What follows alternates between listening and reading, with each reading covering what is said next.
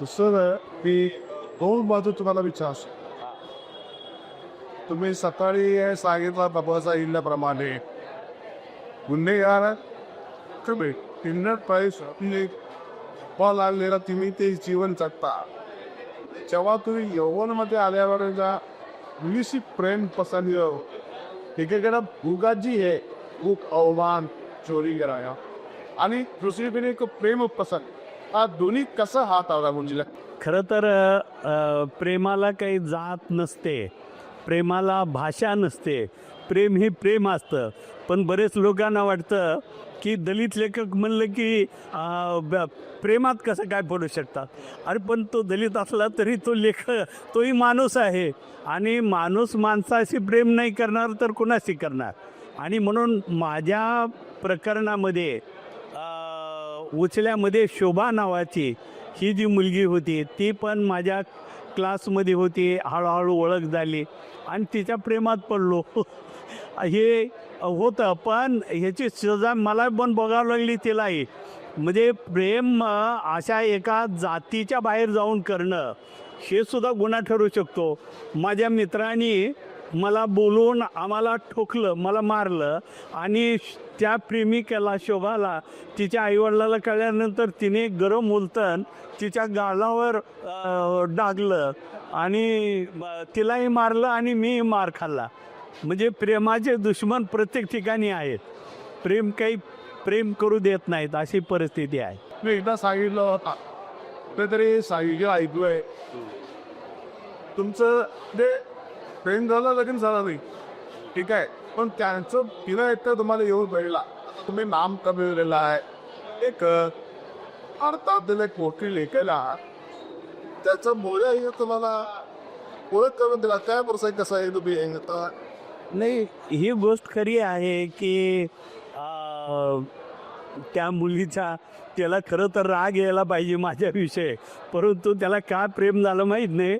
पण साहित्य अकादमीचा अवॉर्ड मिळाल्यानंतर तो मला घरी भेटायला आला आणि घरी भेटायला येऊन तुमचं जे प्रकरण आहे शोभाचं तर मी तिचा मुलगा आहे म्हणून तो सांगू लागला. आणि मग मला एक गिल्टी वाटू लागली की अरे हिचा मुलगा आहे आणि आपण काय बोलतो हिच्याशी काय बोलणार असाही प्रकार झाला. Writing and writing a novel. Writing novel and writing how it connected. म्हणजे ऑटोबायोग्राफी आधी कथा आणि कादंबरी हे कोणी लिहिण्याचं फरक काय आहे कधी. खरं तर नावेल जी आहे कादंबरी हा परिसर मोठा असतो आणि आत्मकथा तुमच्या जीवनामधल्या घडलेल्या गोष्टीवर आधारित असतं. आणि कादंबरीमध्ये तुम्हाला एक भरपूर पेस असतो की कुठेही पळू शकता, कुठलंही कॅरेक्टर पकडू शकता आणि एकमेकाला जोडू शकता. ते कल्पना हां कल्पना जे आहेत पण त्यालाही माध्यम लागतं. म्हणजे तसा कुठंतरी प्रसंग घडलेला पाहिलेला असतो. आता माझा वडार वेदना आहे किंवा उचल्या आहे, उठाव आहे, दुबंग आहे, या सर्व कादंबऱ्या आहेत. तर हे समाजामध्ये मी पाहिलेले दृश्य एकमेकाला सलगपणे टिपत नेणं आणि एखादा नायक कायमचा पुढं घेऊन जाणं. आणि मी जी कादंबरी लिहितोय ती खरं तर मला एक वर्षभर मी त्याचं चिंतन करतोय की कसं लिहिलं पाहिजे, काय काय प्रसंग कसे आणायचे हे एक डोक्यामध्ये फिक्स होतं. एखादी वर्ष 1.5 वर्ष आणि त्याच्यानंतर मग मी कादंबरी लिहितो. आणि म्हणून आत्मकथा तुम्हाला सर्व अनुभव आलेला लागतो. मैं हिंदी में बोला तो लोगों को समझ में आएगा. और ये जो है आत्मकथा का पूरा ब्यौरा जो होता है तो जीने से संबंधित होता है कि मेरी माँ कैसी था, बाप क्या करते थे, हम क्या धंधा मजदूरी कैसे करते थे, ये सभी बातें अपने को देखा हुआ रहता है या अनुभव किया वाला रहता है. तो इसीलिए वो उसमें हम लिख सकते हैं. लेकिन कादंबरी थोड़ा डिफरेंट मामला होता है कि वहाँ कहीं भी इधर उधर जोड़ सकते हैं, लेकिन आत्मकथा में जोड़ नहीं सकते. जो है उसी को आपको बरकरार रखना पड़ता है. सर सकाळी सकाळी एक सांगितलं तुम्ही की अजून सुद्धा हम अभी भी दूसरे दर्जे का नागरिक है इस देश में, हमको स्वातंत्र नहीं आपने बोला। और एक इसके जोड़ के मैं आपको पूछना चाहता हूँ कि आपके आत्मकथा में जो पनिशमेंट आता है, शिक्षा देते आहेत ना, ते वेगवेगळे कारणात ते शिक्षा अजून आहे का त्या समाजामध्ये? आहे ना, अजून आहे जे आणखीनही असे काही समाजातले लोक आहेत. माझा आता सोडा, पण डिनोटिफाईड नोमॅडिक ट्राईब, नोटिफाईड ट्राईब्स म्हणजे निश्चित गुन्हेगार असलेले लोक. असा कायदा 1871 साली इंग्रजांनी केला होता. अंग्रेज ने 1871 में जो कानून बनाया बॉम्बे प्रेसिडेंसी में, उसमें 198 जनजाति को बाय बर्थ क्रिमिनल माना गया. वो कर्नाटक में सबसे ज़्यादा पीपल्स आते हैं डिनोटिफाइड ट्राइब्स में. तो ये लोगों को आज भी इंसान की तरह से देखा नहीं जाता, दूसरे दर्जे के नागरिक है, क्योंकि हमें संविधान में हमारा जिक्र ही नहीं है. डिनोटिफाइड नोमैडिक ट्राइब्स के जितने लोग थे, उसके जीवन के बारे में आप सुन के हैरान हो गए, क्योंकि उनको संविधान के अंदर ही नहीं लिया गया. गांव गन्ने के लोग लेके गए, लेकिन जो गांव में कभी तो आते हैं, घूमते हैं, जो घुमक्कड़ है, तो उनके बारे में गांव में आना ही मना है. तो उसका शोध करके कैसा हमारे संविधान में आना चाहिए. बाबा साहब आम्बेडकर ने उस समय जो लोग गांव गन्ने में रहते उनको ये किया, लेकिन अंग्रेज ने हमें चोर गुनहगार ठहरा के कैदी बनाया. और कैदी बोलने के बाद हम लोगों को सेकंडशिप मिली, यानी सेकंडशिप मिल गई, नागरिकत्व द्वितीय दर्जे का मिला. क्योंकि प्रथम दर्जे का नागरिक तो आपको संविधान में होना चाहिए. जैसे अछूत लोग हैं, अछूत लोग संविधान में आते हैं, लेकिन हम क्रिमिनल ट्राइब्स लोग संविधान में नहीं आते. लेकिन सबसे बड़ी बात ये अच्छी हुई है कि एक में भारत में कर्नाटक का स्टेट ऐसा है कि देवराज आर्स ने कर्नाटक में ये क्रिमिनल ट्राइब्स को SC ST में डाल दिया, अनुसूचित जाति जमाती में. महाराष्ट्र में नहीं है, महाराष्ट्र में अलग रखा, वो संविधान के अंदर नहीं आया. खाली कर्नाटक की एक स्टेट ऐसा है कि क्रिमिनल ट्राइब्स के लोग संविधान के अंदर लिए और उनको SC ST का दर्जा दिया. क्योंकि 342 का कलम जो है संविधान का 342, उसमें ऐसा लिखा गया है कि जो सिमिलर कास्ट है और वो आज भी अंदर नहीं आई है, लेकिन वो भौगोलिक दृष्टया, सामाजिक दृष्टया, सांस्कृतिक दृष्टया अगर सरीके है तो उसको अंदर लेने का प्रावधान है. वो खाली इम्प्लीमेंट खाली कर्नाटक ने किया है, भारत में किसी ने नहीं किया. इसलिए कर्नाटक का हम बहुत अभिनंदन करते हैं कि कर्नाटक सबसे ज़्यादा प्रोग्रेसिव स्टेट है. महाराष्ट्र से, महाराष्ट्र खाली पुरोगामी बोलते हैं, लेकिन सबसे ज़्यादा जातिवादी है. पुरोगामी कर्नाटक में ज़्यादा है. महाराष्ट्र में ये आगे नहीं हुआ है, महाराष्ट्र में इम्प्लीमेंटेशन नहीं हुआ है. नहीं है, बिल्कुल नहीं है. उन्होंने, महाराष्ट्र ने विमुक्त भटके नाम का एक अलग सा डिवीज़न बनाया और उसको संविधान के अंदर नहीं लिया गया.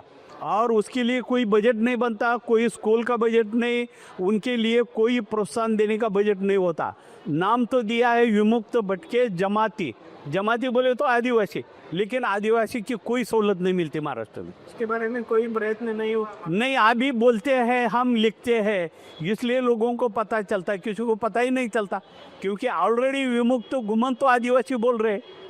आदिवासी बोलने से आदिवासी की सहूलत मिलती होगी ऐसा कहा जाता है, लेकिन बिल्कुल मिलती नहीं है, क्योंकि उनके लिए कोई प्रावधान ही नहीं है. क्योंकि वो सेकंड सिटीजन है, महाराष्ट्र में द्वितीय दर्जे के नागरिक है. हाल का जो भी लिखावट है हो गया, कन्नड़ा में भी हो गया, दूसरे भाषा. अगर भाषांतर नहीं होता तो क्या होता? यही तो हालत है हमारे देश में कि मैं बोलता हूँ, हर प्रांत की भाषा भी एक शोषण करने वाली भाषा है. कोई भी भाषा हो, अगर वो सबके लिए अगर कार्यगार नहीं ठहरती, सबके लिए एक समानता नहीं लाती, तो वो भाषा भी शोषण करती है नीचे के लोगों का. तो भाषा अगर सबको साथ लेके चलती है तो वो भाषा का आदान प्रदान भी होता है। लेकिन मुझे खुशी इस बात की है कि पोकले हो या हमारे चौगले हो, ये लोगों ने हमारे अनुवाद हुए। मेरी कम से कम 20 भाषा में मेरी किताबें अनुवादित हुई है और इसीलिए लोगों तक ये सवाल गया, नहीं तो नहीं जाता। भाषा जरूरी है, लेकिन राष्ट्रीय स्तर पर भी एक भाषा की ज़रूरत है जो सबका दर्द दुख सुन सके। अब ये हमारी एक भाषा थी, लेकिन अब हमारी भाषा चली गई पूरी, क्योंकि हम जो नोटिफाइड ट्राइब्स के डी नोटिफाइड ट्राइब के हमारी एक अलग भाषा है, लेकिन वो भाषा अभी कुछ काम की नहीं रही। अगर वो भाषा बोलते तो पुलिस पकड़ते कि ये कोई तो चोर उच्चक के आए हैं बोल के। तो इसीलिए भाषा भी सबको साथ लेके चलने वाली होना चाहिए, ऐसा मुझे लगता है। आपका किताब में काम चीज तो प्रभावित आप देता आपके जैसे आपके कम्युनिटी कोई लोग पढ़ता है बस ही रहा, वो उनको लगता है कि मोबाइल की चेंज हो पाते जिंदगी में, जैसे आप चलते आगे बढ़े वो भी आगे बढ़े, ऐसा कुछ हुआ है? हाँ, बहुत अभी बहुत अवेयरनेस आया है, बहुत पढ़ते हैं। पहले मेरा संगठन होने के पहले खाली मैं राइटर नहीं हूँ, तो मैं सोशल वर्कर पहले हूँ, सोशल वर्कर के बाद मैं राइटर बना। और इसीलिए मैं संगठन बनाने से मेरे सभी लोग पढ़ने लगे, गांव में आने लगे। अभी मेरे समाज के लोग ये डॉक्टर हो गए, वकील हो गए, इंजीनियर हो गए, अभी बहुत पढ़ते हैं लोग। और हमें खुशी की बात है कि अभी हम लोग एक जगह बस रहे हैं, एक जगह मकान बना रहे हैं। ये सबसे बड़ी उपलब्धि मुझे लगती है। और भी प्रोग्रेस होगा, लेकिन दिक्कत ये है कि हम लोगों को आज भी इंसान माना नहीं जाता। आज भी महाराष्ट्र में, भारत में पारधी लोगों को डकैत आए बोल के सब गांव मिल के उसको पीटते मारते और उसके मकान जलाते हैं। तो ये तो दुविधा हमारे देश में है। आज भी हम भारत मेरा देश है, सारे भारतीय मेरे भाई है बोला जाता है प्रार्थना में, लेकिन वो तो स्लोगन है, लेकिन हम कभी भाई भाई नहीं हो सकते। आप जाति के लिए, भाषा के लिए हमेशा लड़ रहे हैं, ये नीचे का, ये ऊपर का, ये ट्राइबल, ये अछूत।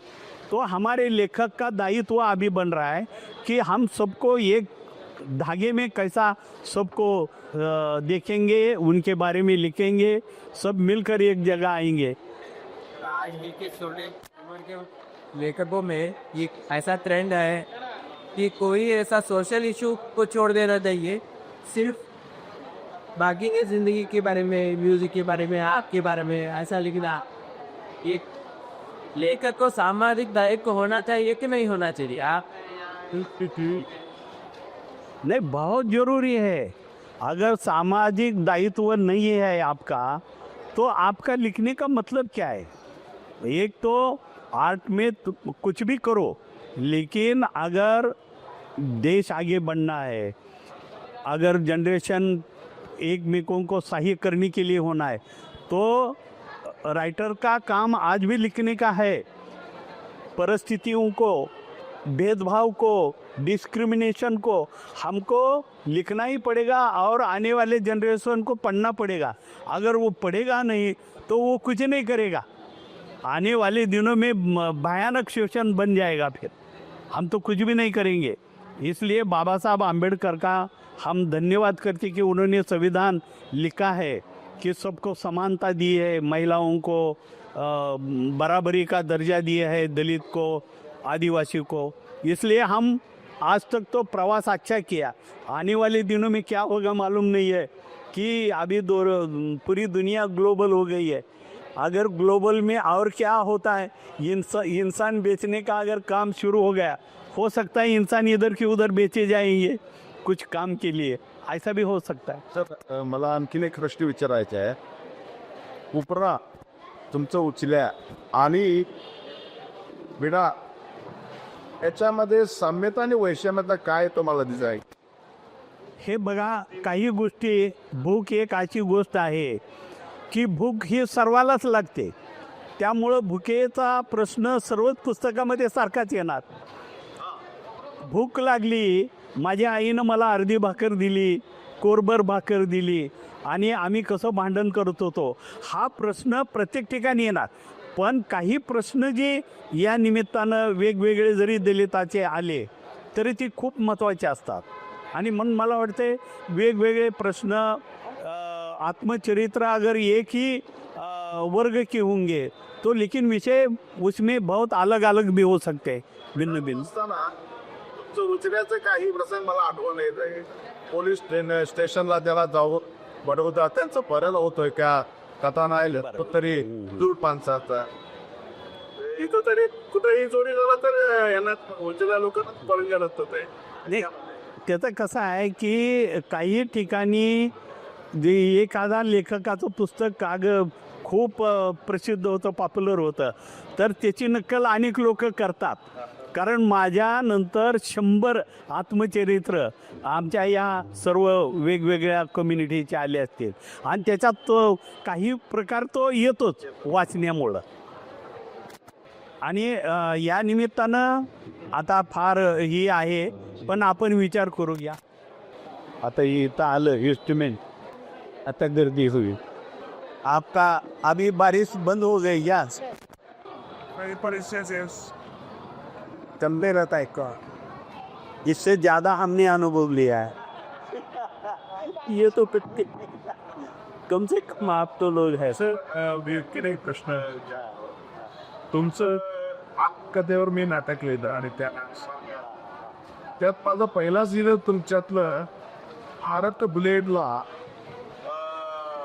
पोळीचा असं हे करून रक्त लाव सुरू करत आ पप्पा त्यावेळी मी बाहेर आला तुझी नाही, आता एवढं काही आहे, पण तो प्रकार त्यावेळचा होता.